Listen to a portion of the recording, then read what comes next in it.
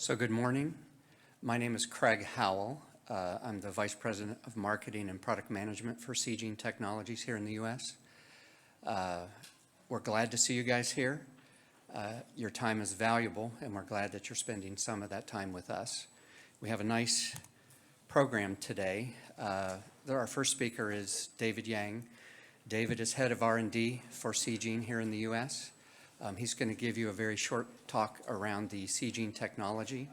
We have what we feel is a very strong technology for multiplexing, and it's one of the things that underlines the success that we've had.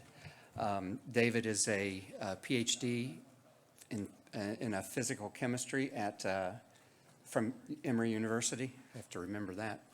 And coming to us, David previously was at Danaher and Beckman and Cepheid for 10,000 days. So if you translate that, that's 27 years exactly. So David will speak first, and then I'll introduce Dr. Strain for the second talk right after. So David, come right ahead.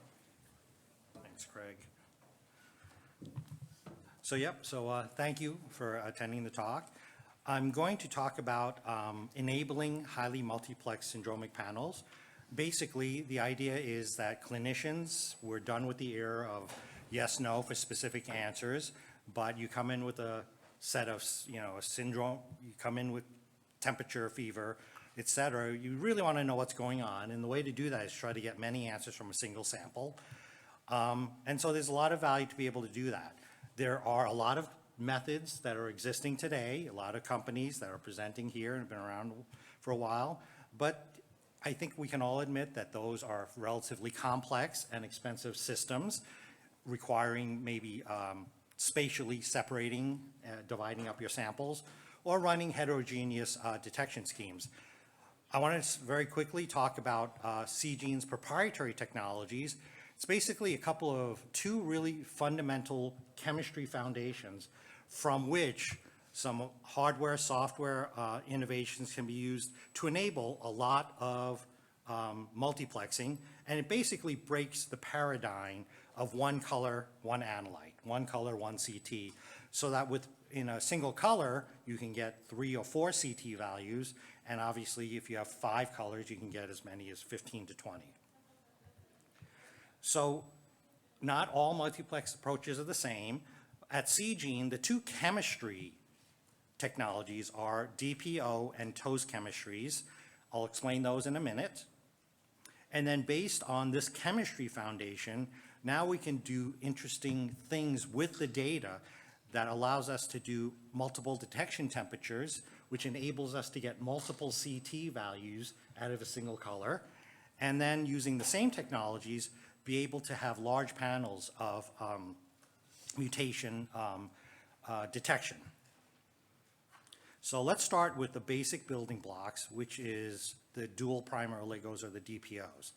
So when you want to do high levels of multiplexing, you're going to wind up having a lot of different sets of primers and probes. And invariably, they're going to start to cross-reacting and have all sorts of problems with nonspecific or primer dimers. In the DPO chemistry, we purposely put in a poly-I linker between two portions of your primer. So this is in the primer design. There's a stabilizer portion, which is approximately 20 or so bases. And then there's this poly-I, and then you've got this portion, which is on the order of about 10 nucleotides. And what happens is that this larger portion is what we call a stabilizer. That will anneal to the target first. The poly-I acts as a non-interactive bridge. And now you've got what we call the determinator segment, which is the shorter segment. So if there's any mismatches here, you're basically not going to anneal, and you won't have any priming and won't have any extension. You can see that we did a number of gels to show that using our DPO primers, the reactions are basically a lot cleaner. So this is a core technology that we have. The next core technology is what we call the tagging oligo cleavage and extension, also known as TOS, also known as a picture catcher. So let me just tell you what it is and then explain what happens. So as with normal PCR, we have our forward primer and our reverse primer, and in this case, these are DPO primers forward and reverse. We have something called a pitcher, where part of the pitcher anneals to our target, and then we have a tagging part of the pitcher, which is specific to our chemistry. And then we have something called a catcher, which is an oligo that's got a reporter and a quencher on either end. And like most intramolecular quencher materials, if there's no target here, the fluorescence is going to be low. So now let me take you through the very first cycle if you had a target. So in the very first cycle, pretty common stuff. This gray line is your target. We're only going to talk about the primer in the forward direction. It binds, the pitcher binds, this portion of the pitcher anneals to the target, and then you have extension. When the enzyme runs into the pitcher, basically you wind up cleaving the reporter and digesting the rest of the pitcher. So after the first cycle, you're going to have, basically complementary strand, but you'll also have freed up this tag. In the second cycle, same thing happens just as before, but now what happens is that that tag binds up to its appropriate catcher and it extends. And now you've got this duplex, which is complementary to our catcher and now separates the quencher and the reporter, okay? If you understand that, just multiply that by 25 or 30 times, and you understand the pitcher-catcher technology, where the catchers are different sizes or different reporter dyes, right? So now I'm going to go to, jumped a little bit ahead. What you also notice is that the amplicon concentration is basically going to be related to this double-stranded catcher. Basically, you're going to be one cycle behind, so you're going to be about a factor of 2. And once you've finished your thermal cycling, you've got basically enough that you can do a melt curve, and you can do a standard melt curve. The difference with the standard melt curve is that you're not melting the actual amplicon, you're melting our pitcher catcher. And since we designed the pitcher catcher, we know exquisitely what's the melting temperature. And we can reuse this pitcher catcher in multiple assays. So the redesign is a lot easier. So you do your first derivative, your negative first derivative, you get this qualitative peak. You do this again with a second target, with a second pitcher catcher. And same thing happens. Now you've got this second target, this orange target. You amplify it normally, you wind up having this duplex, you separate the second reporter, which is the same color as, it's the same, the reporter on the second catcher, which is the same color as the reporter on the first catcher. Now when you do a melt curve, you wind up having 2 melt peaks. Again, fairly standard stuff, but again, we control very well the temperature and we can do it reproducibly. And now we've got qualitative results of 2, 3, 4 qualitative answers.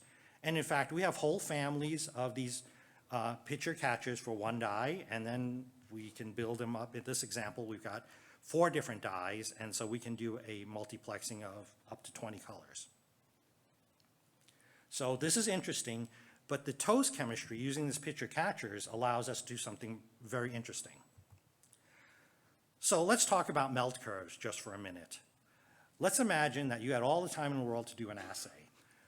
After every cycle, you did a melt curve analysis. That is, you do your thermal cycle, then you ramp temperature from 60 to 95, measure the fluorescence, then you do another cycle and you do the same thing again. It takes forever. But what you'll basically see is that your melt curves are going to grow, right? After cycle 10, if you start detecting it, you'll see a little bit of a melt curve. And by the last cycle, if both targets are there, you'll have a large melt curve. So the melt curves grow. Second thing, which I want to point out, is that I can figure out the contribution from each of the catchers by looking at the fluorescence profiles as a function of temperature. So if I have a standard melt curve where I go from 0 all the way up, I know that after 60 to 65 degrees, I've melted my first target away. So all the fluorescence that occurs after that temperature, above that temperature, is from my second target. From that, I can now elucidate what the contribution is to the melt curve fluorescence by subtracting it from the total melt at the low temperature, right? So your total fluorescence between low and high temperature is a contribution of the two, and I actually know that if I made a fluorescent measurement at 70 degrees or so, I'll have only the fluorescence contributing from this target, from the higher melt target. That's exactly what we do. So rather than making a full melt curve at every point, we take advantage of the fact that we've designed our pitchers and catchers to have melting points of about 65 degrees and 75 degrees. And now we can make these measurements during the course of a normal 3-cycle PCR or 2-step PCR. So when we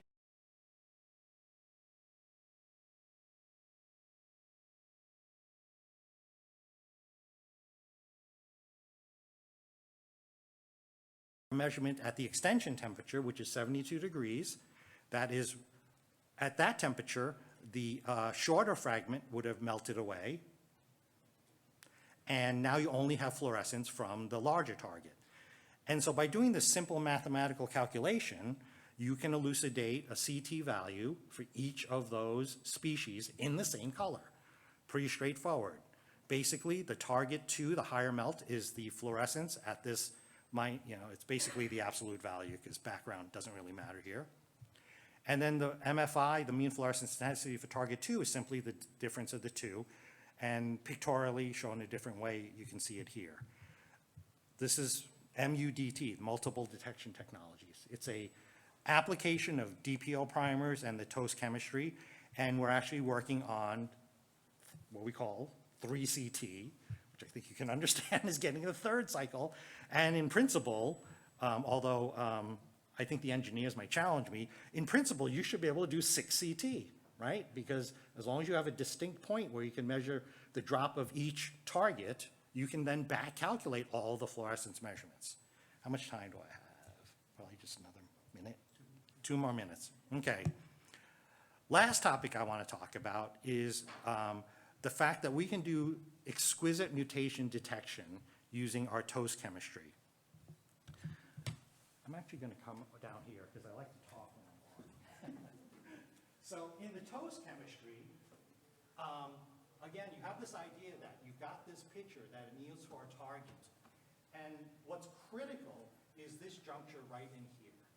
As soon as the enzyme sees a complementary pair, it winds up doing the digestion right afterwards. So in this case, where we have, we're going to call it a mutation, we have C, which is complementary to the G. So the cleavage occurs right here. So the last base on the 3' side of the tag is going to be complementary to our catcher.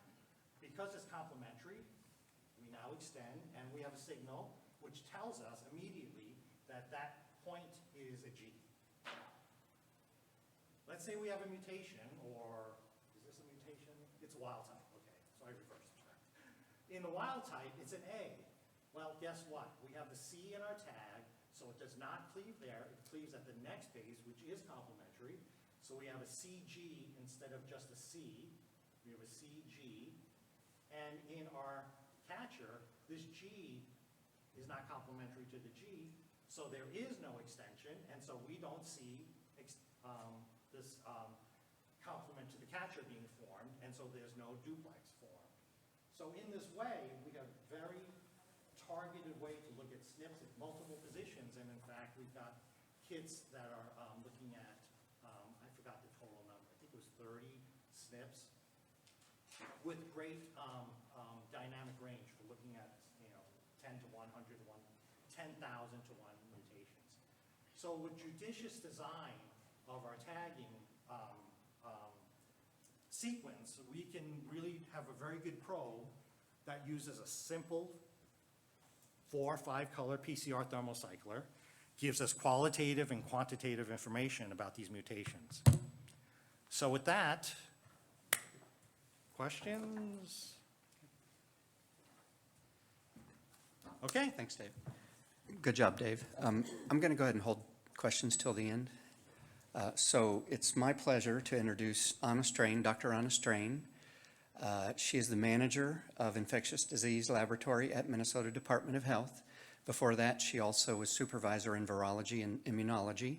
She has a PhD from in microbiology from University of Minnesota. And I believe she's also a Howard Hughes postdoc in her time at Minnesota. So nice prestige there. Her talk is very interesting around acute respiratory illness, and I think we'll enjoy what you have to say. So looking forward to it. Thank you. Sorry, I had one more slide, so just advance. Okay, all right. Thank you. All right, I got it. Yep. All right, and hopefully, oh, there's the pointer on there, okay. Decide which way to go here. I'm gonna change my glasses, 1 second. Just having this conversation with Glenn, it really does stink to get old and have your eyes kind of start to fail on you. So, thank you for that introduction, and thank you for asking me here today. I'm actually going to be talking quite a bit about kind of the role that public health labs play in respiratory surveillance. I know not all of you kind of come from that world, so hopefully I can make some connections for those of you that are more into the clinical realm. So before I start, I do need to give a brief disclosure. Travel support was provided for me to attend this conference. I do want to clarify that the data and information shown today doesn't constitute endorsement of any particular platform. And the platforms being used, actually, all of the technology that I am going to be talking about today were originally research use only, or we use them as a lab developed test. Even the other commercial test that we currently use is used off-label. So, all right, with that, all of those disclosures out of the way. So just kind of level set everybody. So severe acute respiratory disease is a major cause of morbidity and mortality around the world. Globally, this was even prior to COVID, but globally, according to the World Lung Foundation in 2019, there were more than 2.6 million deaths each year that were due to acute respiratory infections. The majority of these cases could be attributed to lower respiratory infections, and was actually the leading cause of death due to a communicable disease. Acute respiratory infections are also the most common reason that healthcare is accessed globally, which makes it even more important to understand the etiology and epidemiology of these infections to further develop and assess prevention and control measures. So because emerging respiratory pathogens have the potential to spread between individuals via person-to-person transmission, which most commonly shown here as coughing and sneezing, we're all very much aware of this during the pandemic, and they can cause significant morbidity and mortality. They are of special concern to those of us that practice in public health, whether it's me and my colleagues at the Public Health Department attempting to track transmission and spread, or those of you who work in hospital and clinic-based settings and trying to look at how to manage infection control practices or capacity in your surge planning. So historically, just to kind of let this all out, there's things besides COVID, right? So historically, we've been concerned about things like influenza that's come back multiple times with multiple different pandemics. Not to be outdone, of course, there's the coronaviruses that have recently come to bear. So 2003 with SARS, the original SARS, there was MERS in 2012, and of course our ongoing SARS-CoV-2 pandemic. I want to call out vaccine preventable diseases. Those are definitely always something to be concerned about, especially as vaccinations have dropped off. Measles has come back to the U.S. Minnesota, we're currently experiencing our own measles outbreak, but 2019 there was a measles outbreak that affected mainly populations on both coasts. There's worry and concern about polioviruses and enteroviruses in general. EVD68 in 2014 caused severe respiratory distress, and it was a new presentation for that virus. It hadn't been known to cause acute flaccid myelitis at that time, so we're definitely interested in watching that. And this virus has come back kind of on a biannual basis. And not to be left out, I did want to call out Legionella, so bacterial infections are also something that we want to be aware of for causing severe acute respiratory distress. So pre-COVID, the majority of SARS surveillance was conducted outside of the United States, and in lower resource communities, it makes sense that this would be an easy way to implement a surveillance program to monitor, by monitoring disease severity, looking at hospitalizations, or to monitor patients for hypoxemia or difficulty in feeding, so other warning signs that are defined by the World Health Organization. So data from the World Health Organization showed that in 2019, acute respiratory infections were the cause of 4.2 million children having severe respiratory illness. And these infections resulted in about 700,000 deaths in children due to pneumonia. And there was definitely a decrease from 2000. So there were strides being made to reduce the impact of severe respiratory infection, but it was still a problem. And so, and again, the bulk of these deaths that were being found were occurring outside of a hospital setting. So it's something that we wanted to continue to monitor for. Okay, so prior to 2020, I know I keep referencing that, but that's because COVID has completely changed a lot of the way that we monitor infectious disease. But prior to 2020, respiratory disease surveillance in the US was really heavily focused on influenza. So in conjunction with the CDC, Minnesota participates in 2 flu surveillance programs that are shown here on the slide. So there's FluSurvNet, which is population-based, and it's focused on a 7-county metro area within Minnesota. The second program is gone by several different names. The easiest one to understand is the Influenza Incidence Surveillance Project. It's outpatient. So this one, FluSurvNet, is really hospital-based. And then we have kind of our outpatient sentinel respiratory surveillance program. We also have some passive surveillance activities where either public health labs or clinical labs report directly to CDC and the National Respiratory Surveillance Program to find or to provide information on how many positives they're seeing on a weekly or quarterly basis. And then beginning in 2009, there was surveillance that was activated called the Border Infectious Disease Surveillance, or BIDS, at the Arizona-Mexico border to monitor for SARI symptoms. So again, looking for those respiratory distress symptoms, severe acute respiratory infection, cough, fever, shortness of breath, to monitor for that at a very highly fluid border. Okay, so even before COVID, it was really clear that more than influenza could be and should be monitored, and it can be a cause of severe infection, both clinically and for public health surveillance. And why is that? I mean, these are not very specific symptoms, say fever, cough, shortness of breath, that can happen for multiple reasons. And 2 different studies assess the predictive value of clinical diagnosis in patients presenting in the emergency department with influenza-like illness. And the first one I want to talk about here on the left, DUGAS found that there was clinically there was a 36.1% predictive value in monitoring and identifying whether a patient actually had influenza, which was actually a little bit better than if you just took the straight definition from the CDC, that fever, cough, shortness of breath.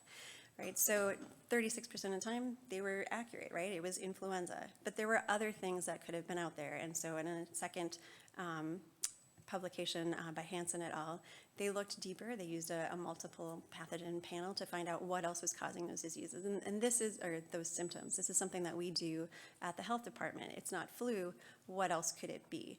And they did find that there's multiple other things. Many times it was flu, but there were other things that could come into play. The regular suspects, rhinoviruses, coronaviruses, the seasonal coronaviruses. And of course, there's dual pathogens that could be identified in these instances as well. Okay, so why does it matter if there are multiple viruses that are detected? So this is about, what can we find there? This is not earth-shattering, but it is important to notice that co-infections can have clinical impact.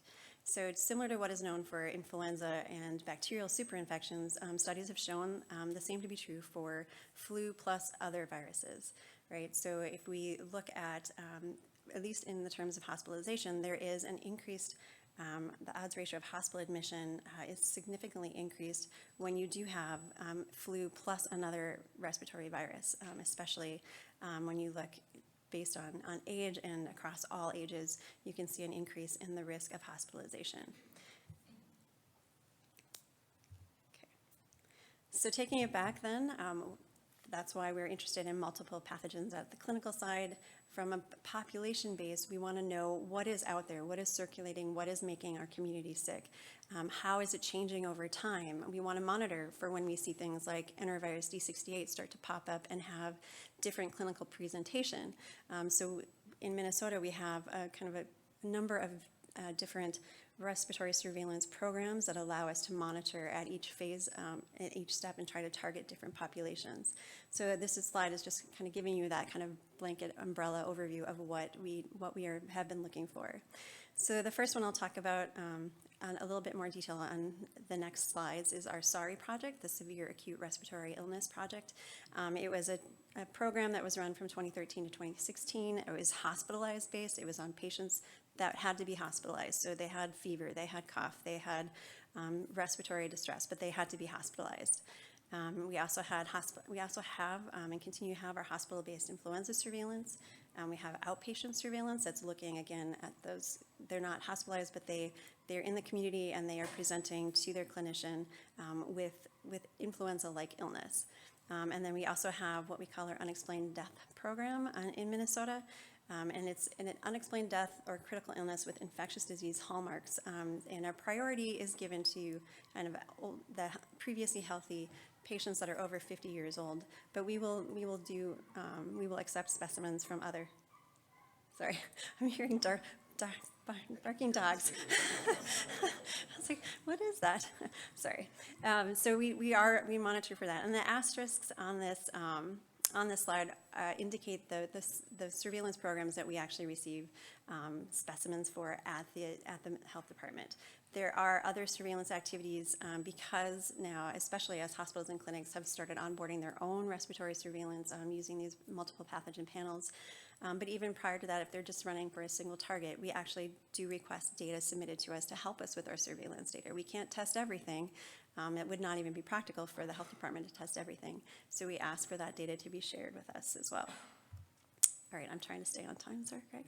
Yeah, totally. Okay. So a little bit more about our SARI surveillance. Again, it was patients had to be admitted to an inpatient location with acute respiratory symptoms. We were not the diagnostic, so we asked for residual specimens to be sent to us. After all the clinical diagnostic testing was done, we were asking for them to submit samples to us so we could do a more systematic approach to testing. And we could do it kind of retrospectively, not in the moment when you're trying to treat that patient. This was started prior to widespread availability of multiplex panels, and our sample volumes varied greatly. So some years we got a lot, some years we got a little bit fewer. The patient population also kind of depended. So we had one large children's hospital that we received a lot of specimens from, and then two county public health labs and in a trauma center that we received kind of a different number of samples. But we did try to get kind of across the board submission across the ages. I wanted to point out the results were for surveillance purposes only. Again, we were not sharing this data back on a per patient-specific level, but we did share the results back to the hospitals on an aggregate level and actually share the data out on a weekly basis back to actually the entire community through our website, and I have a link for that I'll show in a little bit. And we tested for 22 different pathogens in this program. So I again want to bring back to, this was prior to multiplex panels. This is going to address a little bit, it'll look a little bit archaic, I think, after the nice presentation that David gave.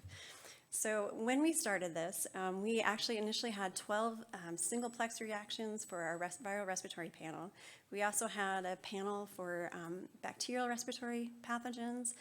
We ran the flu assay. So if you count it up, I mean, we had about 20 different reactions we were running, which was a lot of hands-on time for a single person who was actually doing all of this testing. So again, keeping in mind, this was done before we had a lot of regular access to the larger respiratory pathogen panels. And we used kind of a similar workflow. This was the one that we used for SARI, but we actually use a very similar workflow for all of our unexplained death programs because we want to find out what did this patient have that caused them to die. And then for outpatient testing, actually we focused just on the viral respiratory panel, not as interested in some of the bacterial things for outpatient clinics. So, all right. So these next slides are kind of an overview of our results from the 3 years of the SARI project. So overall, we received about 9,000 specimens. Again, it varied from year to year depending on the severity of the year. And we did find something of just about everything. So some years we had, this year we were looking for Bordetellas, and it was kind of, can't really tell where it is, but we did see some in 43 and 4 in week 2. So that we looked for everything, and you can see kind of a plethora of what was circulating in that year. Definitely, it was kind of a heavier RSV year. And in this first year, because it was so many different panels that we had to put together, we focused on streamlining our testing workflow by doing that multiplexing of that viral respiratory panel. So we did that in-house. We did our own lab-developed test of how to combine those different pathogens together into one to try to decrease our turnaround time. In the second year, we added influenza C. We were interested in knowing how often was influenza C actually circulating. Was it causing any severe disease? And I forgot to put it on the slide, but we did actually have a publication about our detections for influenza C, and there were some cases that actually caused the only pathogen that was found in these SARI patients. So they were hospitalized with respiratory illness. The only pathogen we identified was influenza C. We also, in 2014, this was the year of EVD68, and our original panel only had rhinovirus on it, and so we realized we need to add enterovirus so we could try to detect enterovirus as well. And you can see this was also kind of a heavy acute RSV season. And then the final year of our SARI project, we switched our platform entirely, so it became clear it was going to be too hard to continue to maintain running all of those multiplexes. So we actually switched to a commercial platform, and at this time we switched to the Luminex platform, which at the time was an RUO. And eventually, we do have now onboarded as an IVD assay, but because we use it off-label, because we test nasopharyngeal swabs, bronchoalveolar lavages, we test lung swabs, we test all sorts of things, and because we're not trying to report it back diagnostically, we are continuing to use it kind of as in an RUO sort of mode. So just to kind of wrap up this section of it, I'll just give you a little bit of overview of the patients that we saw. Again, I mentioned we had our children's hospitals, so we had, of course, a lot of the younger children, children under 5, that were comprised of a majority of our testing. But we did have patients that run the gamut all the way up to 80 years old. Of course, those were more at our kind of our trauma hospital and our large county facility. Okay. So, and the other thing to notice is, to note is that not unexpectedly, about 4,000 of our samples, about 62% of the specimens were positive for one or more pathogens, and so a little bit about that. Again, we did see co-detections across all of the ages. So yes, we did see most of those co-detections happening within our younger population, the children under 2. But we did see some even here in the older populations, and there's a little tiny bar here in the 80 plus. But so there were co-detections across all ages. So again, we are continue to be interested in identifying all of the pathogens to understand the severity of disease in these patients. All right, and then by 2016, hospitals in Minnesota were starting to implement their own multi-pathogen respiratory panels, and so. And our funding was running out, so we really wanted to know if there was continued utility for the health department to continue this particular activity, if we would move away from our SARI, focusing specifically on hospitalized patients.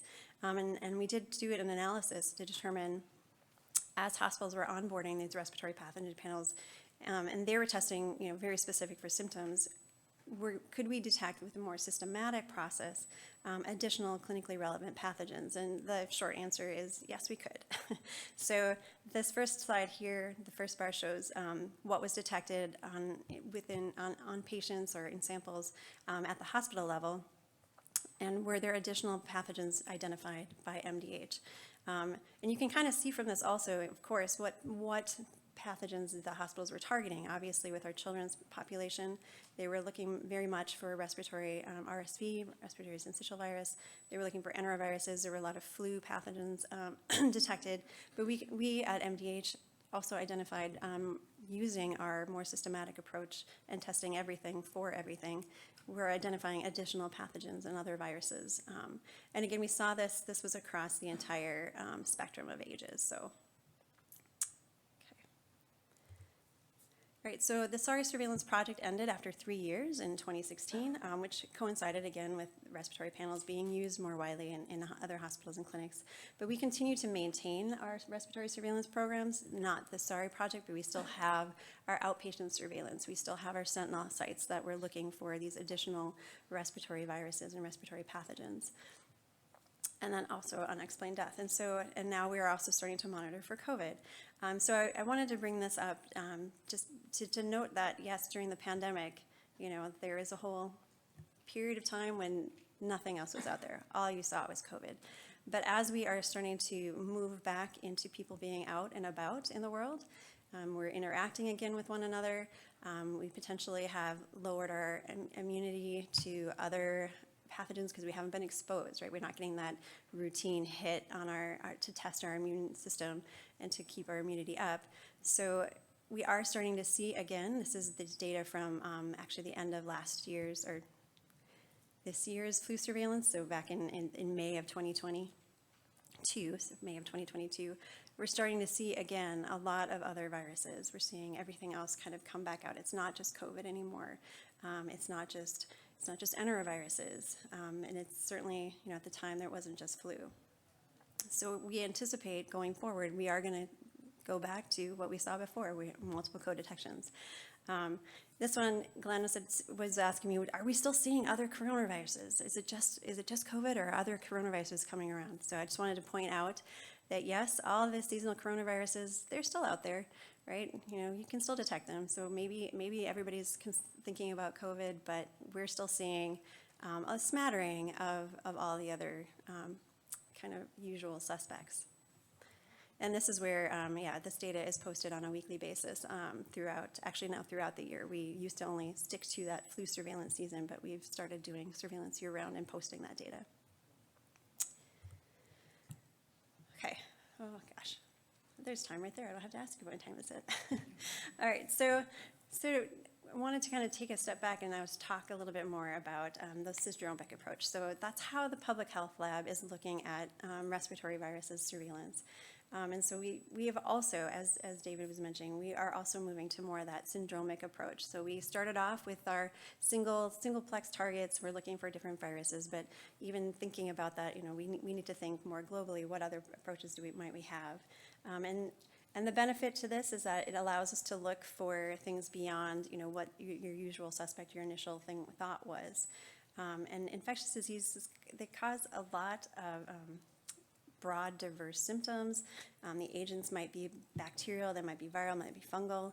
So it is really convenient, even for a public health lab, to be able to look for everything in one broad stroke, as opposed to being kind of so siloed as we have normally been. So there are a lot, the beauty about the time that we live in now, there's a lot of opportunities out there. So there's a lot of options that look for respiratory pathogens, that combine them in different ways. They're not just viral respiratory, they're not just bacterial respiratory, they combine them together. So you're all, I'm sure, very much aware there's a variety of different options out there. And they can be utilized depending on what it is you're looking for, what works for your laboratory, what works for your setting. Maybe you want something that is just a quadplex, right? You just want to look at the flu, COVID, RSV, you want to look mainly at those. Maybe you want to look more broadly. It depends on how length of time that you need to have before you get a result. Even public health is looking for that, right? We when we initiated our SARI testing, we were overcome with just a plethora, just too many samples to be able to get the results out in a fashion, in a time frame that actually was helpful and useful for our submitters and for our state to understand what's circulating now. We were about a month behind on some of those things. And so part of it is, how can we be more timely in getting that information back out to hospitals and clinics so that they know what else is out there and what is circulating, not just in their area, but we move around the state, what's circulating in other parts of the state. So there is a paper published that's really very much focused on the clinical realm, and I certainly don't want to speak to that, but they break it down. What are you looking for? You have a patient with ILI. What testing do you do? Do you focus on just flu? Do you do a respiratory pathogen panel that includes flu? Do you do both? Do you first look for flu? If it's not flu, do you reflex it to something else? Or do you do kind of them both concurrently? And I won't talk about reimbursements because at the Public Health Lab, we don't deal with that. But that's something that you would have to consider, right? What is the most cost-effective way for you to perform your respiratory testing? But I brought this slide up, even though it's very much focused on the clinical world, because it's very similar to what the thought process that we went through when we established our respiratory pathogen testing, right?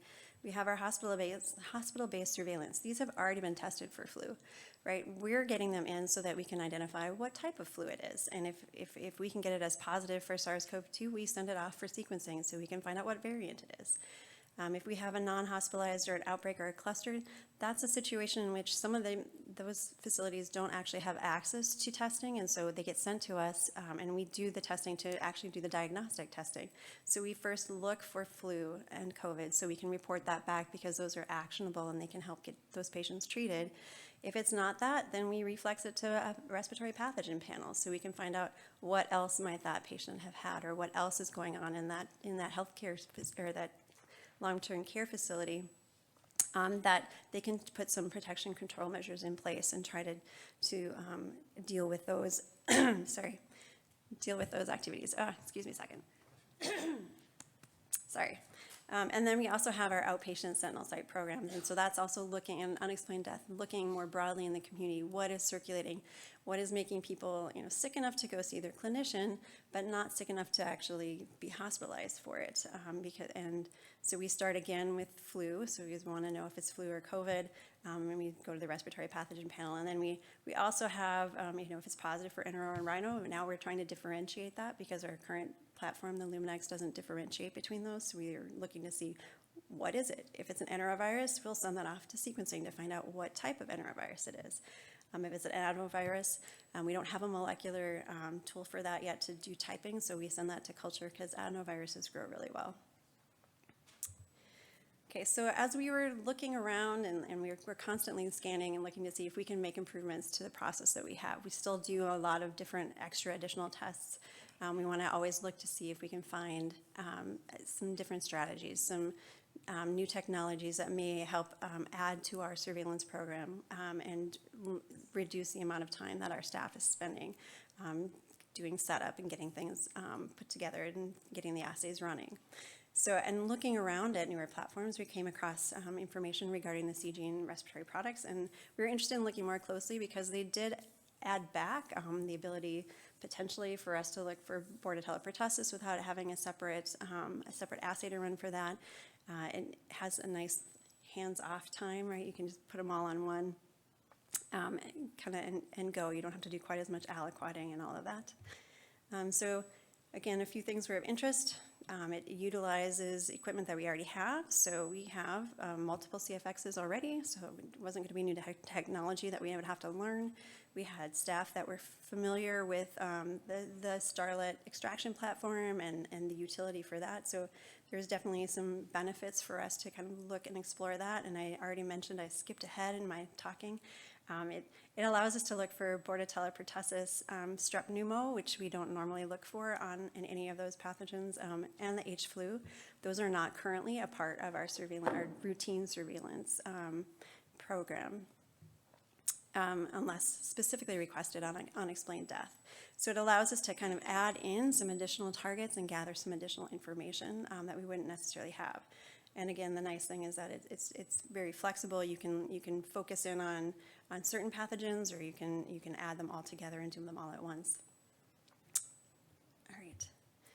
Okay, so our first evaluation, I'm showing here, we have a CDC Lab Leadership Fellow, Emily Yarrows, who's been assisting with our initial evaluation of the platform. And we took 102 respiratory specimens that were collected between August 2021 and September 2022. I'm showing kind of the breakdown of the swabs that the sites that we had. So we had some larynx, Why somebody swabbed the larynx, I'm not quite sure, but it was from an unexplained death program, so we get all sorts of body sites for that. We looked at lung swabs, nasal swabs, and POP samples, because these are kind of our typical samples that we'll receive for our respiratory pathogen testing. And we utilized the all-plex respiratory, the full panel, so we were looking for both the viral targets and those bacterial targets. I do want to make note before I show kind of the data that we have so far. Not every sample was previously tested for all of the things that are now on the that were being evaluated in this testing.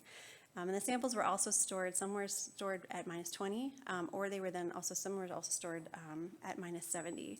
The older samples had been stored at -70 after 20 days at -20.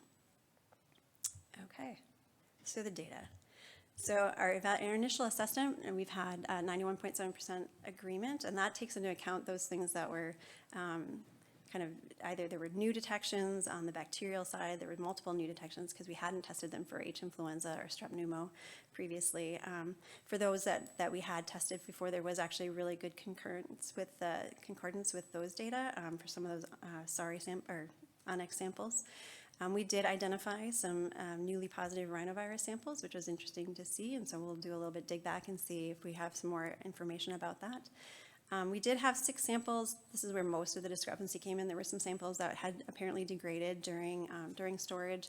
Looking back at the data, there are also ones that, of course, were kind of at that limit of detection initially, so not surprising that they dropped off. But we wanted to kind of we haven't had a chance to go back and determine whether, if we repeat them on the Luminex, do we get the same result? Okay. Oops, sorry, the pointer was kind of sitting in the middle there. All right. I do want to say we were actually I was very pleased that the Legionella pneumophila, we're very interested in Legionella. There's been several little outbreaks in Minnesota, so we're very interested in being able to test for Legionella and have that as a potential assay to give us good data for that. We do actually try to culture these, and so one of the ones that dropped off here was actually one that we tried to culture and we were not successful with, but this one that was picked up was one that we were able to culture. So that is a very nice concordance on our part. So, all right. So the takeaways and parting thoughts that I have. So there's a continued need for respiratory surveillance activities, right? We are going to continue to have viruses popping up, and we need to be able to monitor how they are circulating, how the seasonality may be shifting.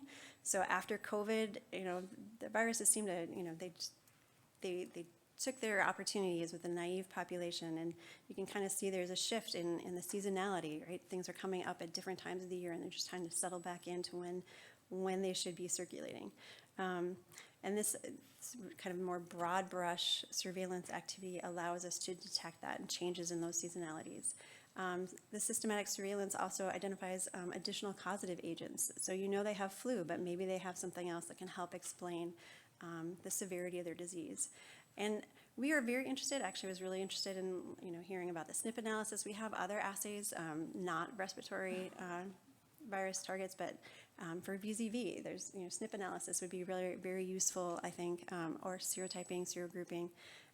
There are other ways that as if they are developed, these are tools that could be very useful for sure with the health department and surveillance testing that way, and potentially in monitoring it at the clinical level. So further evaluation studies, I'm just showing this. So where you saw before, Emily was nicely in front of our instrument, we are currently under construction. So I haven't been able to complete our evaluation studies yet, but we are looking towards the end of that construction actually in the coming week, and we'll be able to kind of pick up where we left off. To try to address those kind of drop-off in targets due to degradation, planning for some parallel testing for direct comparison. Again, looking for maybe some additional targets that we might want to look at. Definitely, because we have a really broad bank of previously characterized, fully characterized samples, we are definitely going to look at what can we identify. Do we see any differences when we use a different type of enterovirus? Is there a difference between Coxsackie detections versus EVD68 versus echovirus? And future thinking, things that we might think about, and then I would challenge any company to be thinking about, what other non-respiratory surveillance activities or platforms and panels are available and out there. And we're also looking for those potential non-respiratory surveillance targets. So with that, hey, I finished on time. I want to thank everybody that really acknowledged the people that were really involved in all of this. There was multiple different institutions involved, both at the Department of Health. We have our epidemiology partners. We have our public health laboratorians, CDC, CSDE, and the hospitals and clinics that helped us with this particular surveillance. So with that, thank you.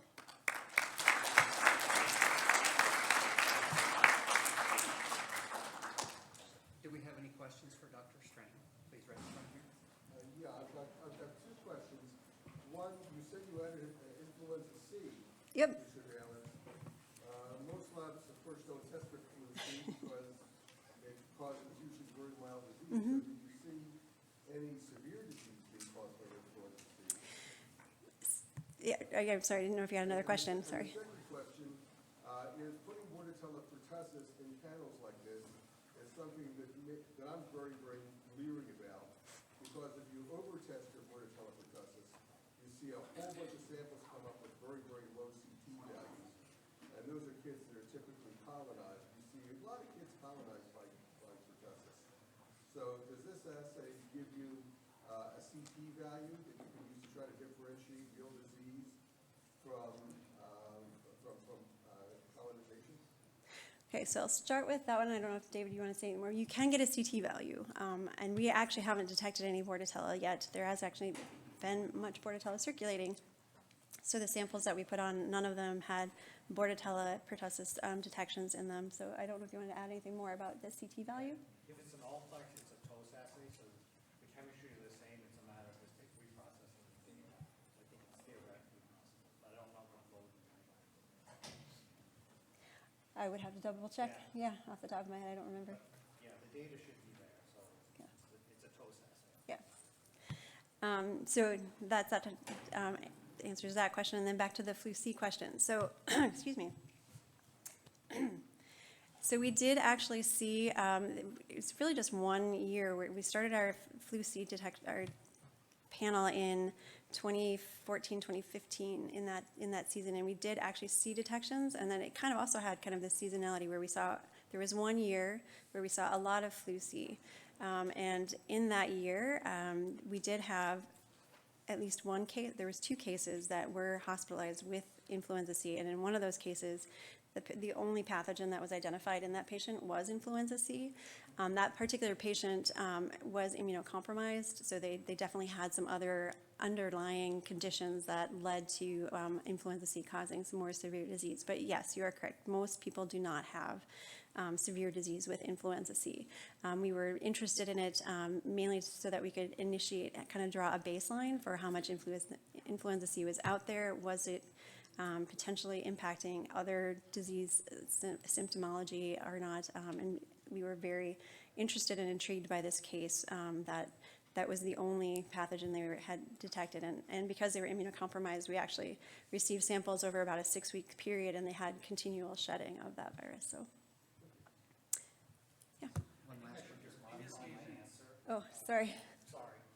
So the data that she collected, you wouldn't be able to get CT values, so you didn't measure it every cycle, the CT values, but you could adopt that assay to get CT values for future assays. Last question right here. Your patients with the unexplained deaths, Mm-hmm. was there an enrichment of one type of virus over others? Or was there the same sort of distribution of everything? So the question is, if you couldn't hear it, was there an enrichment in the unexplained death program? Do we have an enrichment of one particular type of virus over another?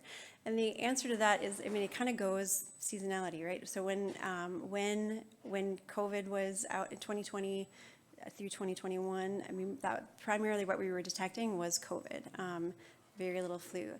Apart from that, typically, no, I think we pretty much kind of see a broad spectrum of what's out there, and it does really correlate to what's circulating in the community at the time.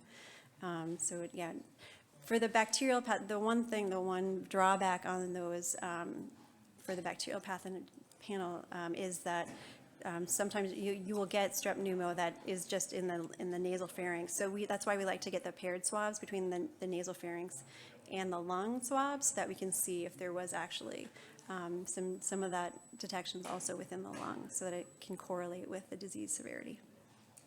Yeah. Thank you.